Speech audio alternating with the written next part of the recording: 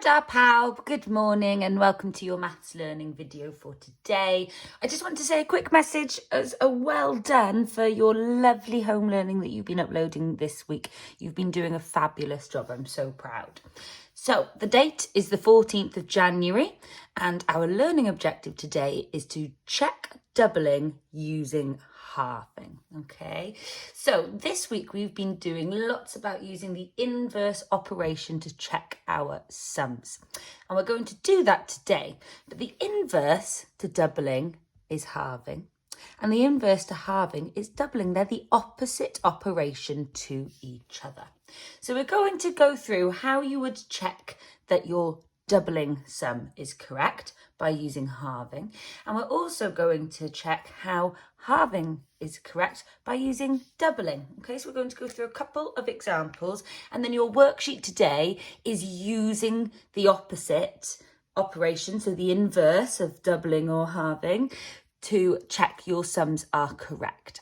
So first things first, we've got double 12 is. We need to solve the answer to this sum. When we double a number, we can partition it into our ones and our tens. So we know that we've got two ones here and we've got one 10. What we'll do then is we'll double these numbers and put them back together to find the answer. So double 2 is 4 and double 10 is, have you got it? That's right, it's 20.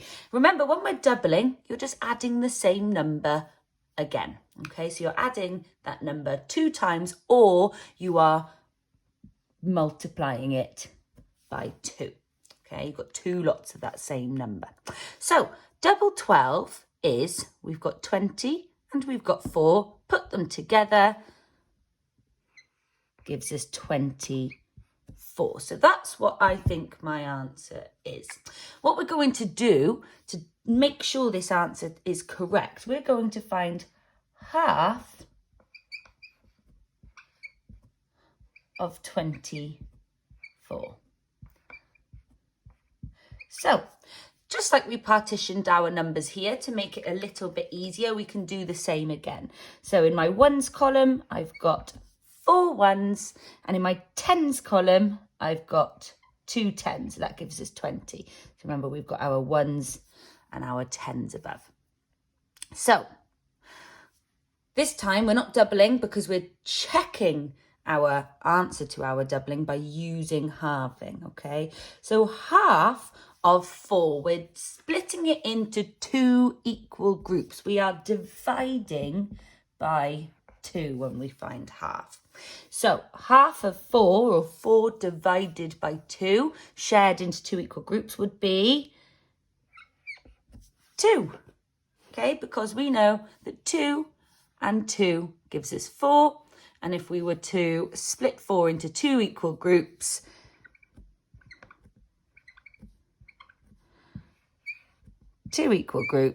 I've got 2 in each. So let's do the same for 20. Right, so 20 into 2 equal groups. You can do what I did there if you want. You can draw out the dots and circle 2 equal groups if that's what you want to do to help you figure this out, or you might be able to do it in your heads. So 20 into 2 equal groups is 10. Half of 20 is 10. Now we put these two numbers together. 10, add 2. What does that give us? Diane, if you've got it, it gives us 12. So if half of 24 is 12, then double 12 is 24 is the correct answer. Diane, if you were doing that along with me and you got it as well. Right, this time our question is to find half of 42. So remember, using our ones and using our tens, we're going to partition first. So we've got 2 ones and we've got 4 tens. So our tens number always has a 0 on the end to give us 40. So we've got 40 and we've got 2 here. Okay, so half of 2 split into 2 equal groups is 1. You'd have 1 in each group. 40 split into 2 equal groups, half of 40.